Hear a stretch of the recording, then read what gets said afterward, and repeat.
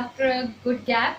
So we were discussing about the separation techniques used to separate the different constituents of a mixture.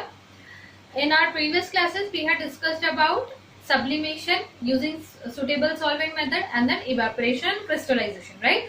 So in this class, we will be discussing about two more techniques which are used to separate solid from liquid. Okay. So solid from liquid mixture के लिए हमने first method जो सीखी थी that was evaporation and second one was related to that crystallization. Today we will be learning about centrifugation. So what is centrifugation? Before learning centrifugation, we need to know the forces which act on a body when they are rotating or moving in a circular motion. So जब हम किसी चीज को linear circular motion इस तरीके से गोल घुमा रहे हैं, ठीक है, सेंटर पॉइंट है, okay, this is radius, centre से लेकर इसके सर्कमफरेंस किसी भी पॉइंट तक का डिस्टेंस इसका रेडियस होगा इस सर्कल का, और ये आपका सर्कुलर जो पाथ है ये सर्कमफरेंस है, सही है। तो इसके अलावा कोई बॉडी अगर गोल घूम रही है तो क्या ये बॉडी कभी एकदम सडनली गिर जाती है? सडनली मतलब हम कोई रोड है अंदर गिर गए या बाहर गिर गए, ऐसा कभी होता है? नहीं ना। हमें अपना जो स्पीड है वो कॉन्स्टेंटली मेंटेन करते चलते हैं, तो हम प्रॉपर्ली उस पर अपना मोशन बनाए रखते हैं। इमेजिन आप यहाँ खड़े हो और आपके हाथ में गिरगोट है। गिरगोट मतलब थ्रेड है जिसके एंड पे पत्थर बांध के आप गोल घुमा रहे हो, तो आराम से गोल घूमेगा। जैसे ही आप इसको किसी भी पॉइंट पर सपोज यहाँ पे लाके अपने इसको छोड़ दिया तो ये 90 डिग्री बनाते हुए सीधा बाहर चला जाएगा, ये अंदर आके नहीं गिरेगा, ये सीधा बाहर जाएगा, ठीक है। तो ऐसा क्यों होता है? क्योंकि ये जो आपका गिरगोट था, ये जो थ्रेड था, इस पे दो फोर्सेस एक्ट कर रही है at a time. One force which is acting in the outward direction, another force which is acting in the inward direction. तो ये दो बैलेंस फोर्सेस की वजह से जो मोशन है वो बिल्कुल अपने पाथ पे यहाँ पे बना रहता है, इस सर्कमफरेंस पे, ना अंदर गिरता है ना बाहर। तो जो फोर्स रेडियस से बाहर की तरफ एक्ट करती है वो होती है सेंट्रीफ्यूगल फोर्स, वो होती है सेंट्रीफ्यूगल फोर्स ऑफ मोशन। और जो फोर्स अंदर की तरफ टुवर्ड्स द रेडियस एक्ट करती है वो होती है सेंट्रीपिटल फोर्स, सेंट्रीपिटल फोर्स, ठीक है। अब ये जो मैग्नीट्यूड है सेंट्रीपिटल फोर्स और सेंट्रीफ्यूगल फोर्स का, ये इक्वल होता है, ये डायरेक्शन के अपोजिट होते हैं, तभी हमारी बॉडी कांस्टेंट मोशन में एक पाथ पे चल रही है। फॉर एग्जांपल अर्थ जो है वो सन के सराउंडिंग में घूम रही है, तो वो एक सर्कुलर रिवॉल्यूशन कर रही है सर्कुलर पाथ पे। तो वो कैसे कर रही है? सन का ग्रेविटेशन उसको सेंट्रीपिटल फोर्स दे रहा है अंदर की तरफ, और अर्थ का जो मोशन है वो उसको सेंट्रीफ्यूगल फोर्स दे रहा है बाहर की तरफ। तो जिस वजह से वो अपने पाथ पे बैलेंस से और आराम से गोल घूम रही है, कभी भी अपना रास्ता भटक के कहीं और तीसरे डायरेक्शन पे नहीं निकलती है, ठीक है। तो these are the two forces, centripetal and centrifugal. तो सेंट्रीफ्यूगल फोर्स जो है यहाँ पे ये हमारा काम का है। सेंट्रीफ्यूगल फोर्स क्या होता है? वो फोर्स जो बाहर की तरफ एक्ट हो रहा है किसी भी सर्कुलर मोशन में जो चीज घूम रही है उस पे। अब मेरे पास क्या है? यहाँ पे एक मिक्सचर है। मिक्सचर किस चीज का है? मिक्सचर है हमारे पास एक सॉलिड का लिक्विड के अंदर। तो फॉर एग्जांपल आपके पास ग्राइंडर है, अगर मिक्सर आपके घर में है तो मिक्सर के अंदर आप कोई चीज अगर ग्राइंड करते हो तो आपने ऑब्जर्व किया होगा कि ग्राइंड करने के बाद जो भी चीज आपकी ग्राइंड हुई है वो जनरली कहाँ जाके स्टिक होती है? आपके मिक्सर के वॉल्स पे, कंटेनर के वॉल्स पे, यहाँ पे, है ना। तो आपके बीच में मिक्सर में एक पाइवोटल पॉइंट होता है, पाइवोट। पाइवोट मतलब ऐसा सेंटर पॉइंट जिसपे कोई चीज अगर लगी है ब्लेड्स, तो वो उस पॉइंट के घूमने की वजह से वो ब्लेड्स भी घूमती है। फॉर एग्जांपल आपका फैन है अगर, तो ये सेंट्रल शाफ्ट है, ये शाफ्ट पे लगे हुए 3 ब्लेड्स है जिसकी वजह से ये शाफ्ट घूमता है तो ब्लेड्स घूमते हैं, तो ये पाइवोटल पॉइंट है, ओके। सो पाइवोटल पॉइंट जिसपे लगी हुई ये पाइवोट के घूमने से कोई भी चीज घूमती है। तो ग्राइंडर के पाइवोटल पॉइंट पे जो ब्लेड्स है वो जैसे ही घूमते हैं, जो भी चीज ग्राइंड होती है वो वॉल्स पे जाके स्टिक हो जाती है जनरली, ठीक है। जैसे मिक्सर रोकते हो ग्रेविटी से वो नीचे आके सेंटर पे गिर जाती है, होती है ये चीज। तो यही एक प्रोसेस है जिसको हम बोलते हैं सेंट्रीफ्यूगेशन। तो सेंट्रीफ्यूगेशन प्रोसेस में it is a method of whirling any liquid. Whirling क्या होता है? वर्लिंग मतलब जोर जोर से घुमाना, to whirl. Whirlpool washing machine का नाम है ना, टू वर्ल, WHIRL, वर्लिंग, ठीक है।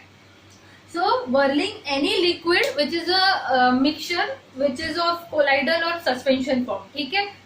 तो कोई भी मिक्सचर को हाई स्पीड पे वर्ल करना जिसकी वजह से उसके हेवियर पार्टिकल साइड में आके सस्पेंड होके सेपरेट हो जाए और लाइटर पार्टिकल्स सेंटर पे या टॉप लेयर पे सेपरेटेड रह जाए, ठीक है। A method in which any liquid which is colloid और suspension is whirled at a very high speed because of which the particles which are heavier move away from the center and get separated. So the principle is basically separation on the basis of difference in densities of the particles. कौन सा factor हम यहाँ पे use कर रहे हैं? Difference in densities of the constituents of the mixture.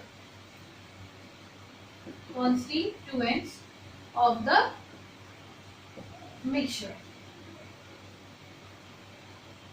ठीक है, separation on the basis of difference in densities of the constituents of mixtures. तो मेरे पास कोई भी मिक्सचर के दो कॉन्स्टिट्यूएंट्स की डेंसिटी अलग होगी तो ही आप ये मेथड यूज कर सकते हो. अब ये मेथड यूज कहाँ कहाँ पे होती है? डेयरी फार्म्स में. डेयरी फार्म में क्या होता है? मिल्क प्रोडक्शन बहुत लार्ज अमाउंट पे होता है. तो मिल्क से अगर क्रीम निकालें, आपको पता है कंडेंस्ड मिल्क होता है, टोन्ड मिल्क होता है, हाईली टोन्ड मिल्क होता है. ये सब होता क्या है? कंडेंस्ड मिल्क मतलब जिसमें हाई अमाउंट ऑफ फैट्स हो, क्रीम हो. टोन्ड मिल्क मतलब जिसमें से क्रीम पूरा निकाल के अलग किया गया हो और आपको सिर्फ मिल्क मिलेगा जो पूरा वाटरी सब्सटेंस होगा, लिक्विड होगा. तो ये कैसे किया जाता है? टोन्ड मिल्क कैसे बनाया जाता है? सेंट्रीफ्यूगेशन प्रोसेस यूज करके क्रीम को सेपरेट किया जाता है. तो सेंट्रीफ्यूगेशन प्रोसेस की जाती है सेंट्रीफ्यूज नाम की मशीन से. जिस मशीन में ये किया जाता है उसको बोलते हैं सेंट्रीफ्यूज. तो सेंट्रीफ्यूज इज अ मशीन जिसमें एक पाइवोटल पॉइंट होगा, ठीक है. अब यहाँ पे इसके ब्लेड्स पे कुछ टेस्ट ट्यूब्स लगी हो सकती है या फिर कोई भी वेसल्स लगे हो सकते हैं. सॉरी, इस तरीके से टेस्ट ट्यूब्स लगी है. ओके, ठीक है.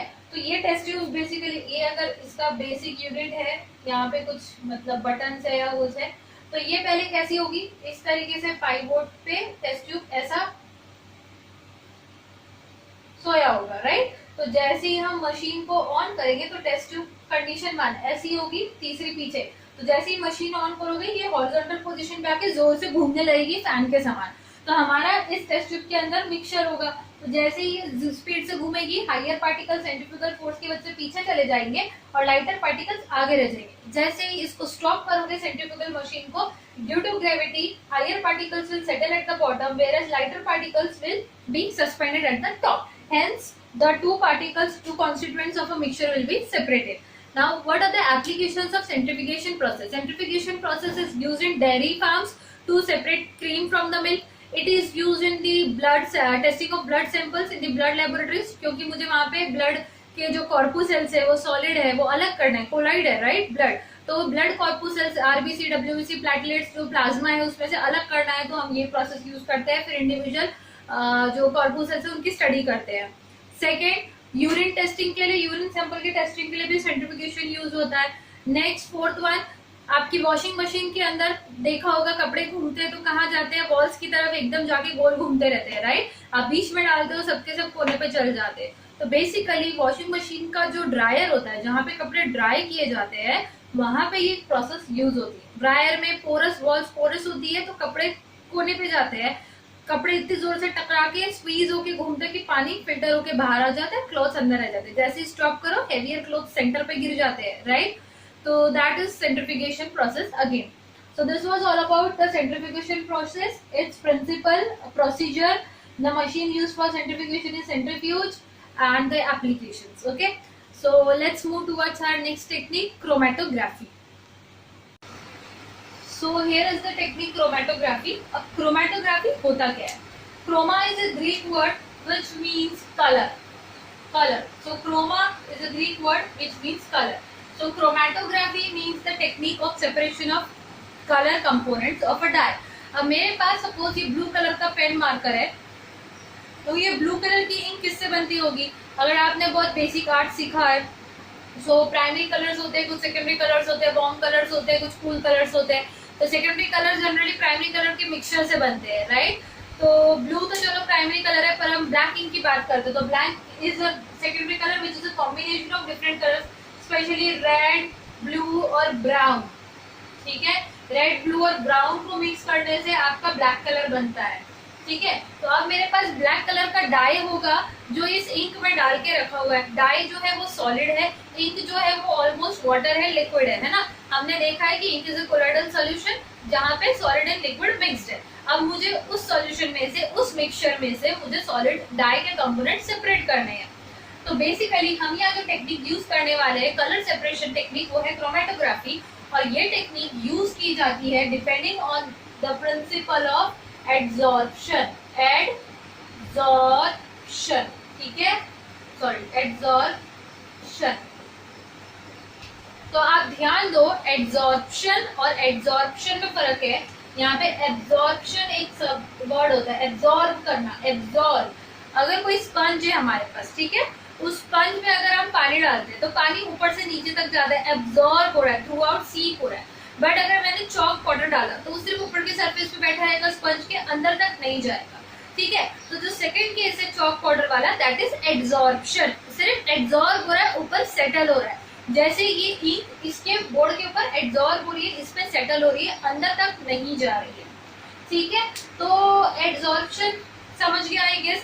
तो एड्सॉर्प्शन के लिए कुछ एड्सॉर्बेंट मटेरियल चाहिए, एड्सॉर्बिंग मटेरियल।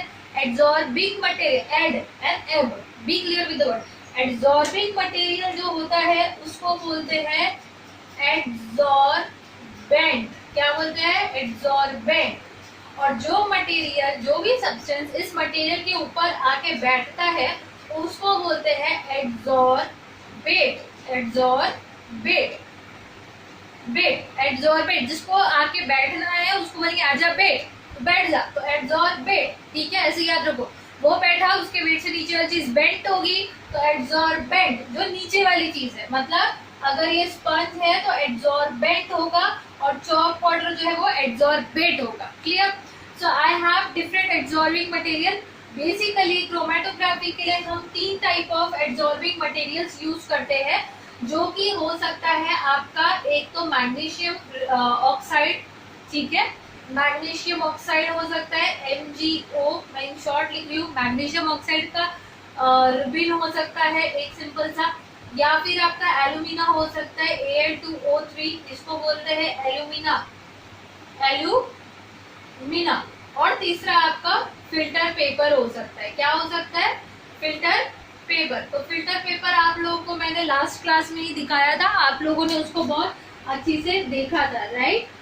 ओके, सो अब हम लोग यहाँ पे जो यूज करने वाले हैं वो है हमारा filter paper. We won't be using magnesium oxide और एल्यूमिनियम ऑक्साइड का मेथड। हम लोग फिल्टर पेपर के मेथड से इसको एक्सप्लेन समझने की कोशिश करेंगे, क्योंकि that is a easy process जो हम घर पे भी कर सकते हैं, ठीक है। तो हमने क्या करना है, एक फिल्टर पेपर ले लेना है। फिल्टर पेपर कितने लेंथ का होगा आपका? सपोज यहाँ पे मैंने ये फिल्टर पेपर ले रखा है 20 सेंटीमीटर लॉन्ग। अब इस फिल्टर पेपर के ऊपर आप इस इंक का एक ड्रॉप गिरा दो, कहीं पर भी बॉटम से थोड़ा ऊपर। आप एक पेंसिल से पेंसिल से एक लाइन मार्क कर लो, उस लाइन पे आप ड्रॉप को गिरा दो, ओके। नीचे इस ड्रॉप के, इसको अब फिल्टर पेपर को आप उठा के एक बीकर के अंदर या फिर ग्लास के अंदर पानी भर लो, उस ड्रॉप से थोड़ा नीचे के लेवल तक, यहाँ तक जो मैंने लाइन ड्रॉ किया है यहाँ तक, कहीं तक ड्रॉप आपका डूबना नहीं चाहिए, उससे नीचे होना चाहिए आपका पानी, ठीक है। इस तरीके से डुबा दिया, इसको एक ग्लास रॉड पे या स्टैंड पे लगा के उसमें होल्ड कर दिया, पूरा फिल्टर पेपर नहीं डूबना चाहिए। अब क्या होगा? एक कैपिलरी एक्शन होगा। कैपिलरी एक्शन क्या होता है? जैसे कि हमें पता है फिल्टर पेपर अच्छे से मॉइस्चर को एब्जॉर्ब कर लेता है। कैपिलरी एक्शन, प्लांट्स के रूट से शूट तक पानी जाता है अपने आप, है ना। फाउंटेन पेन है तो आप डिप करोगे इंक पे, तो जैसे रिलीज कर तो इंक अपने आप ऊपर आती है, that is capillary action. Capillaries, blood vessels हमारे स्किन से कैपिलरीज के थ्रू कनेक्टेड है। तो आपका यहाँ से कैपिलरी एक्शन होगा, पानी अपने आप ऊपर ट्रैवल करना शुरू करेगा। पानी ऊपर जैसे ही आएगा वैसे इस इंक ड्रॉपलेट के कांटेक्ट में आएगा। इंक ड्रॉपलेट के कांटेक्ट में आती ink will start to get dissolved into the water, ठीक है। जैसे जैसे इंक डिसॉल्व होते जाएगा वैसे वैसे वो पानी के साथ ऊपर आने लगेगा। अब ऊपर आ गया तो इंक क्या होगा? इंक अकेला एक कंपोनेंट है क्या? उसके अंदर 3-4 टाइप के अलग अलग डाइज है ना। फॉर एग्जाम्पल ब्लैक मैंने बताया, ब्लू, ब्राउन और रेड कलर से बनता है, तो अलग अलग कंपोनेंट्स है। अब ये अलग अलग कंपोनेंट अलग अलग जगह पे अपने स्पॉट बना के सेटल हो जाएंगे। तो ये सेटल कैसे होंगे? पहली चीज,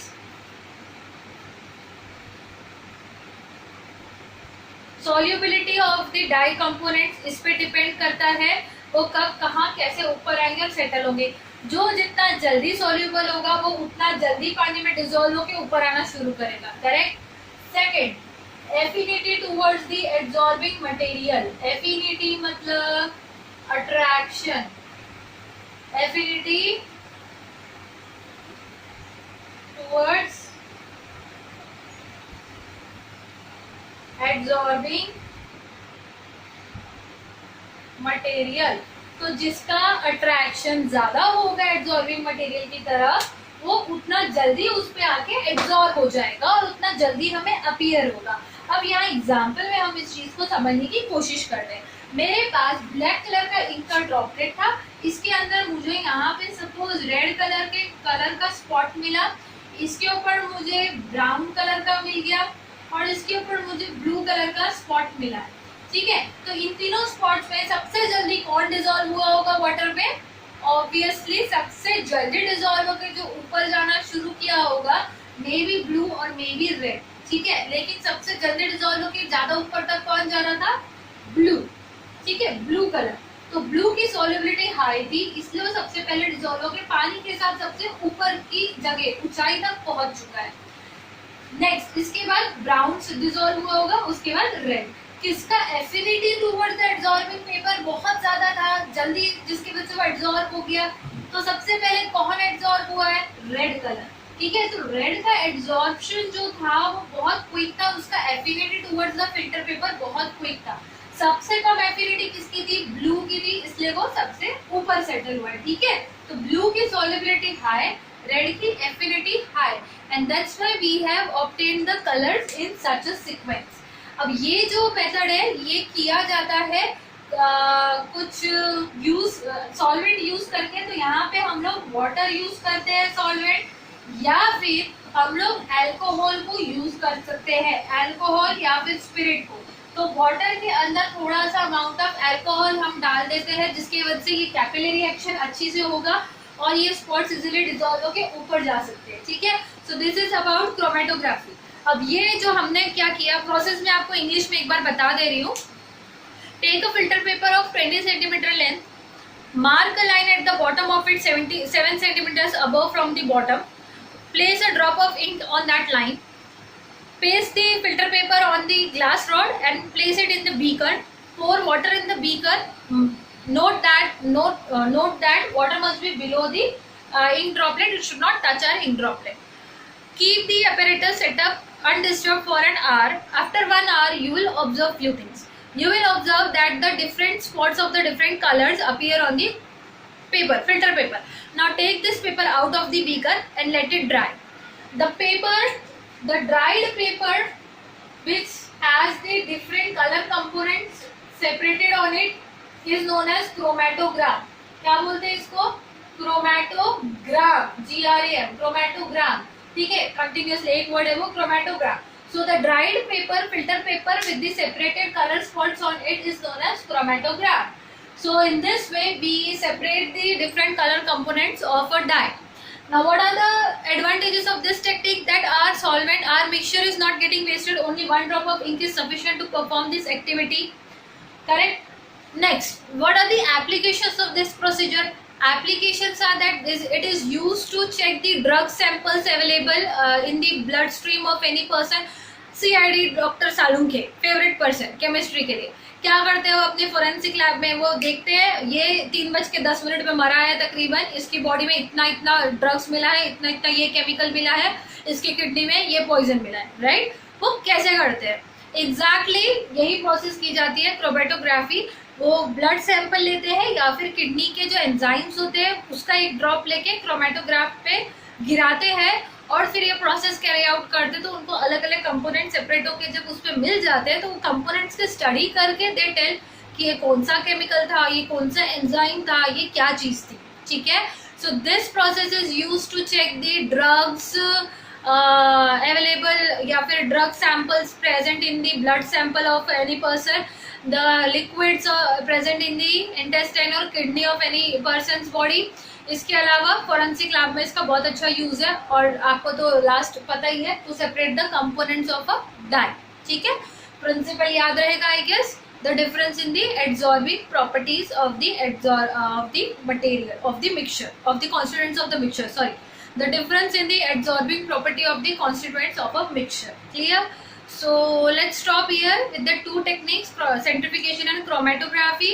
In next class we would learn about the separation of liquid in liquid mixtures. ठीक है? So thank you. Make proper notes and keep learning. Have a good day.